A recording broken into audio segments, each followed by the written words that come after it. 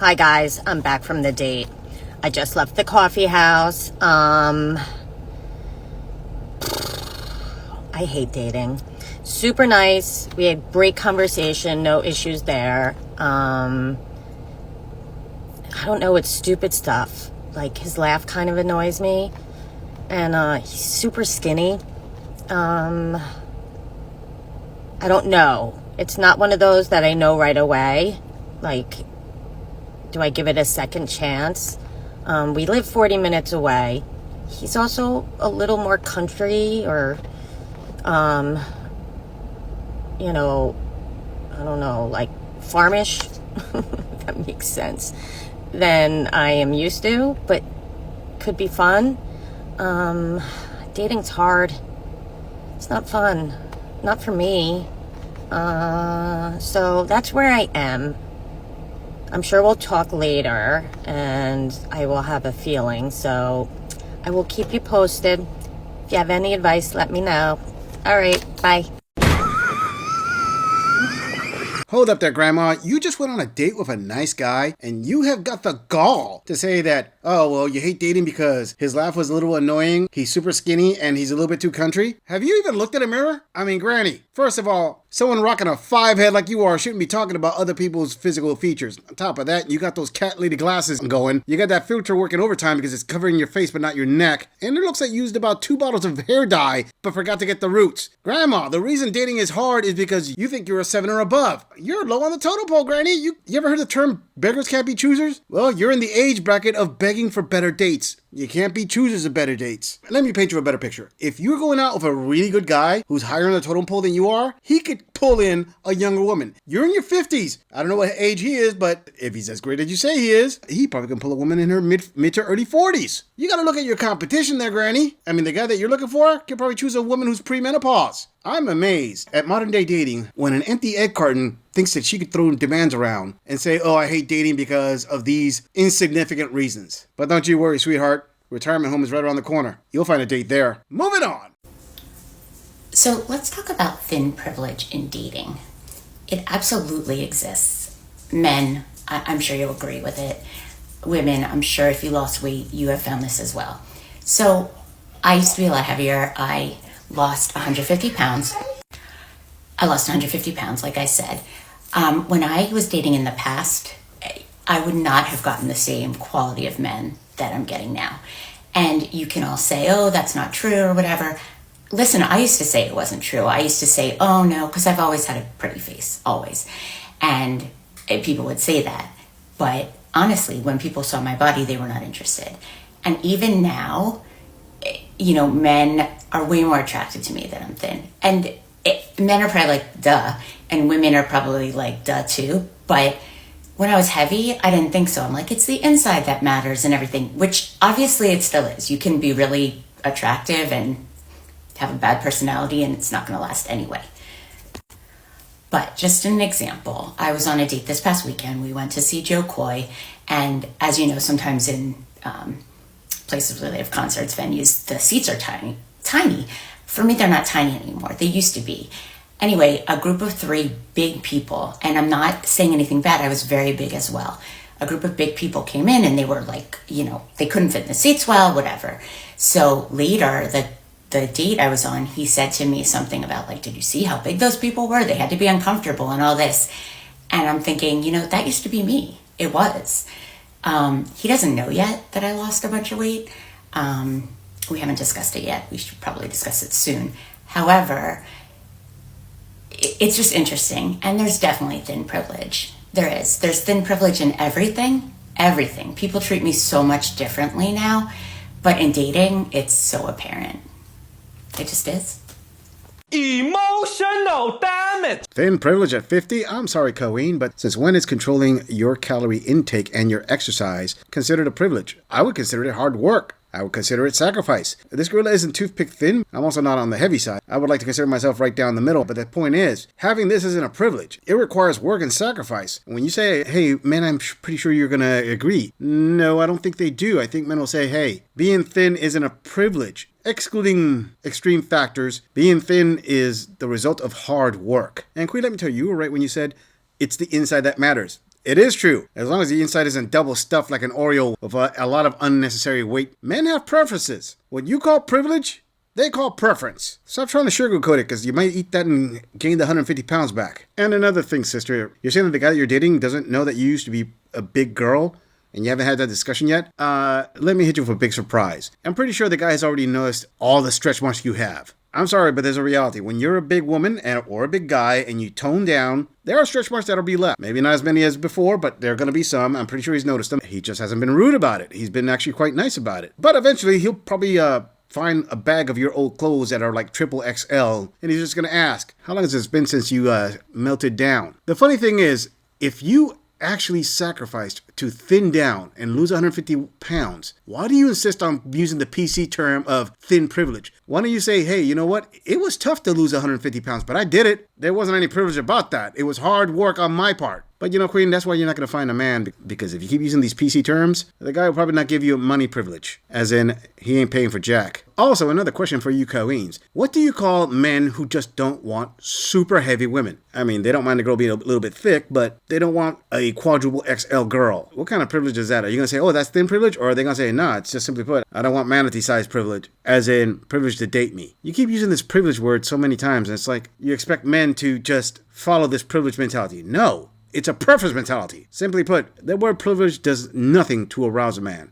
Preference, that will go further. Moving on. So I decided that since the world is a dumpster fire, why not get back on the dating apps, right? It's 2025. Let's just see what's out there. Well, do not recommend. It's a 2 thumbs down. But let me tell you about the 6 dates that I have had within the past 3 weeks, which is kind of crazy to go on 6 dates. I don't think I went on 6 dates all of last year, but I somehow managed to squeak in 6 of them, and the last one's a real doozy, so stick around so I can tell you about it. Okay, so date number 1, he was actually the nicest one, the most level-headed, good conversation. There was just no chemistry. He seemed really normal. He was about to retire from 20 years at the post office, 2 girls in college, just no chemistry. So, date number 2. This guy was crazy, all up in my face. He was a hairdresser for 40 years. Now he's in oil and gas. Been married twice. He was pretty drunk. By the end of the date, he's asking me some very questions about my life and if I'm satisfied and if I know about this apparatus. It's like handcuffs you put on your wrists and your feet and you're in the doorway, and I'm like, no, I don't, sir. I don't know about that, and I'm definitely not going to try it out with you. So as he spills his wine and breaks his wine glass and steps on glass all over the floor, I'm like, time to go. Okay, so date number 3, I've actually talked to him on the phone. He was a nice guy, but the red flags, they were there, but he was funny.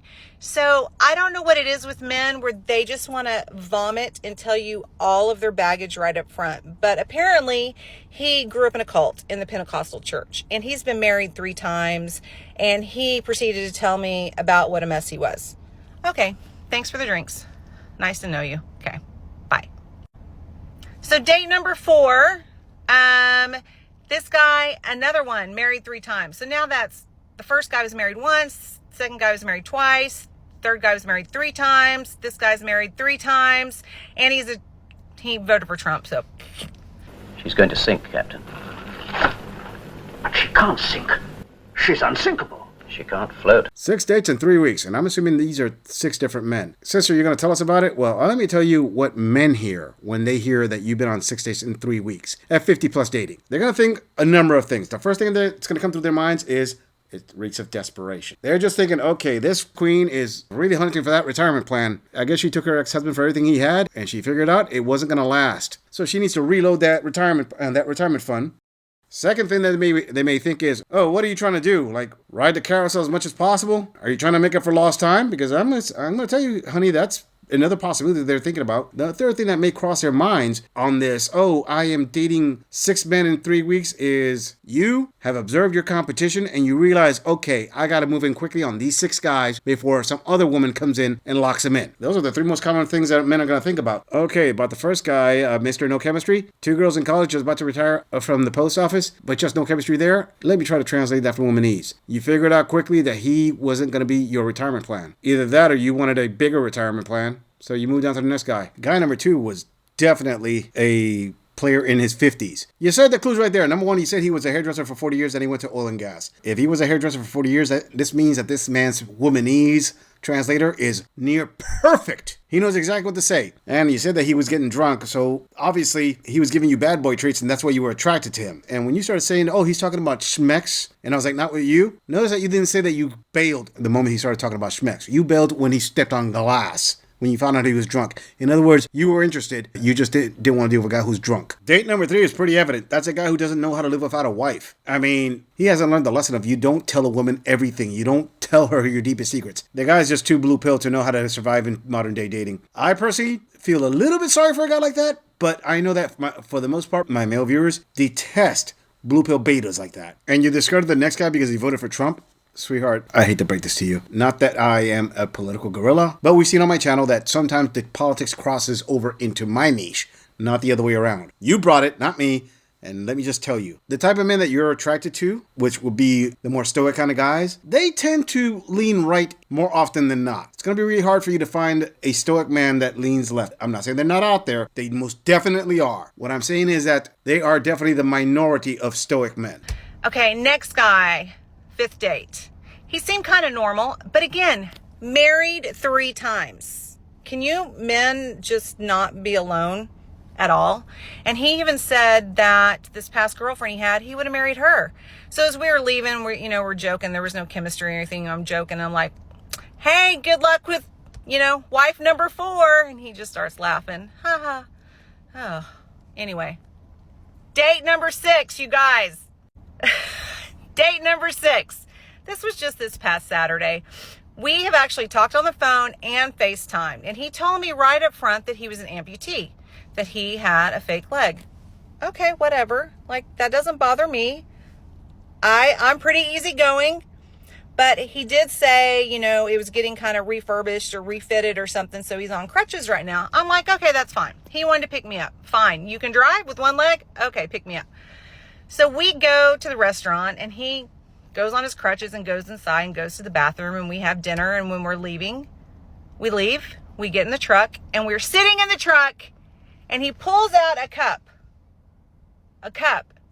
and he starts to pee in it. Mind you, I'm sitting next to him. I'm like, what are you doing?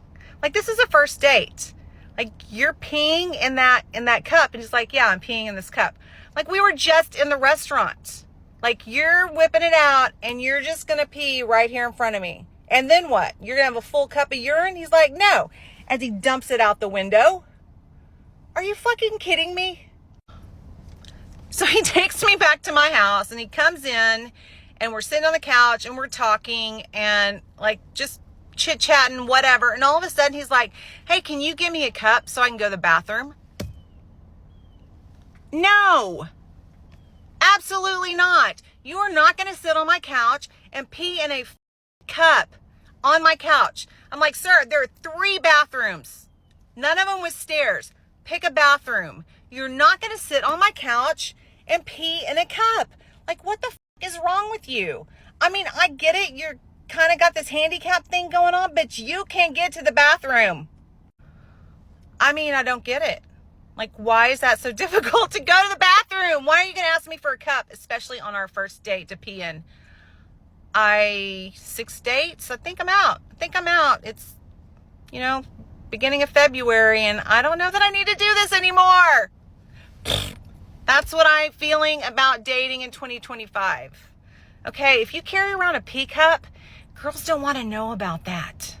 Okay, date number 5. Colleen, you went out with a man who was married 3 times. Again, this is another example of a guy who doesn't know how to live without a wife. Let me say something. We are at a crossroads. The generation from here on out of young men are living in the internet era.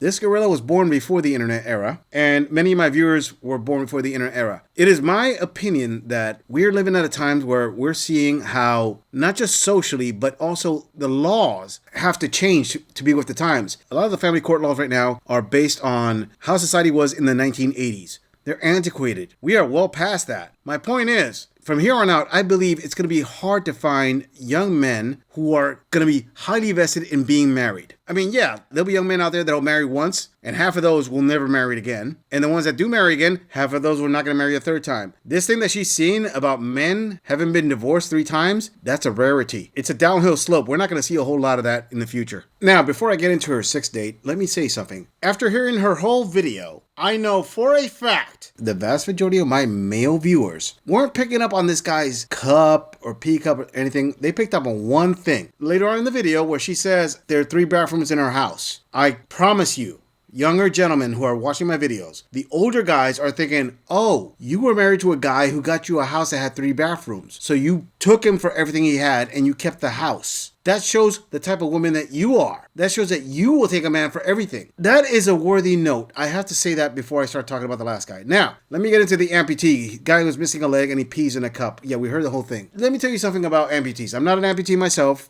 I'm just saying that I know a guy who's missing a hand. And he's a friend of mine. One thing I found out about amputees, maybe this is different, is that because of the missing limb, they kind of don't have a filter anymore. They'll do a bunch of wild stuff in front of you, and the reason they do it is because they want to know that you're going to be cool with them doing this wild stuff in front of you. I mean, I understand when she says that she flipped out when the guy pulls out a cup and he pees in the cup. I honestly believe the reason the guy did that was to test her to see if she's okay with seeing him doing this. I understand that it's really hard for the guy to go to the bathroom when he's missing one leg. He probably does the cup thing because it's a lot easier. Path of least resistance. And he wants to be with a woman who's cool with that. So if she flips out like this queen is flipping out, he wants to filter her out quick like, hey, you and I can't be together because you can't accept me for everything that comes with this package. Remember that, ladies, when you were single moms and saying it's a package deal? Well, the amputees are going to tell you it's a package deal, honey, including the cup peeing and everything. When this woman says thumbs down to dating in your 50s in 2025, I don't think she realizes that she's part of that thumbs down. I mean, trust me, sister. Men who can get a higher quality younger woman have to compromise a lot if they're going to be with you. Maybe you haven't caught on to that, but hopefully you will. And a clue is when each one of the 3 bathrooms has at least 2 cats in it when you try to go to the bathroom. Now that's a lot of damage! I'm just saying, if you enjoy this audit, click on the video in the end screen for more content. If you would like to support the channel, please follow the link in the description to donate to our beer fund, or like, subscribe, and share this video on other social media platforms. If you agree or disagree with anything about this audit,